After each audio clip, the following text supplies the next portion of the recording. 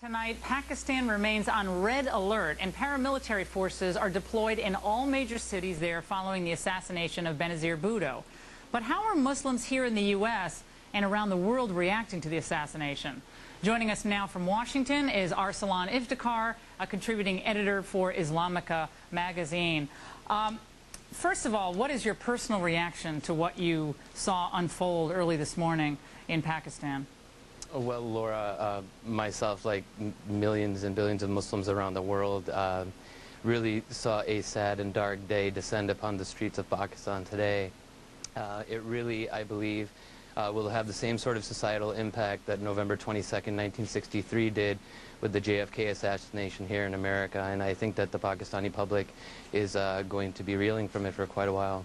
What is your sense right now about what Muslims in the United States think about world politics in general, and especially as we're seeing it play out in this volatile part of the world in Pakistan, Mansour? And I know that Arsalan, you don't speak for any particular Muslim group, and I know you're not working for CARE any longer, which I'm personally glad you're not working for CARE any longer. But what do you think the average working class Muslim thinks about what's unfolding? Well, I think the consensus, Laura, is that, this was just a sad, tragic, criminal terrorist act that happened today. I think that it was a severe blow to the democratic hopes and ideals of the vast majority of the people of Pakistan. I think that it really is a gut check for the society of Pakistan to see how they can mobilize both at the grassroots and at the elite level to ensure that there's a seamless transition to democracy, and to ensure that what Benazir Bhutto bravely gave her life for these dreams are going to become a reality one day. Arsalan, this is what I want to see. I personally want to see, and I know a lot of my colleagues would love to see, is to respond to this kind of violence with global marches for peace and tolerance and democracy and freedom of thought and for women's rights and all the things that we know these dark forces in Pakistan don't want any part of. So to respond to this horrible act, I think you and other prominent Muslims should be out there saying, let's have a counter message here. You see what I'm saying?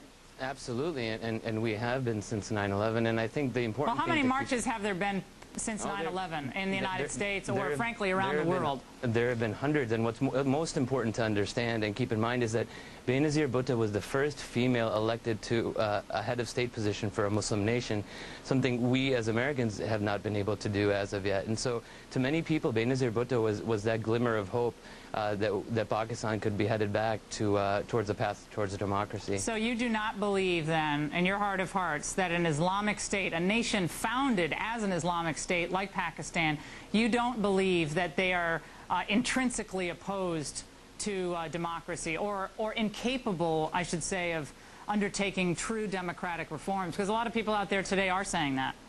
Well, no, and I think what we saw with the lawyers and judges marching on the streets of Islamabad, Lahore, and Karachi a few months ago, in opposition to President Musharraf's military dictatorship, shows that there is starting to be that vibrant voice of the critical mass of the middle class intelligentsia within Pakistan and other Muslim nations who are saying that we've had enough, and that want to aspire to those same democratic ideals and live free like everyone else does. Well, Arsalan, I think a lot of people around the world are looking at this and hoping that we see a mass mobilization of Muslims who want to proceed into the future with compassion and care and a belief in the rights of all human beings to practice whatever religion they want to practice, and have freedom of thought and freedom of political thought, and not be out there blaming anyone else, U.S., Israel, or anyone else for the problems, because this is the problem of the Islamic State right now, and it's not the problem of anything else but the way the Islamic State has played out in Pakistan. And the nation of Pakistan is mourning tonight, and I hope that this will lead them on the path to democracy as well. Arsalan Iftikhar, we appreciate your joining us.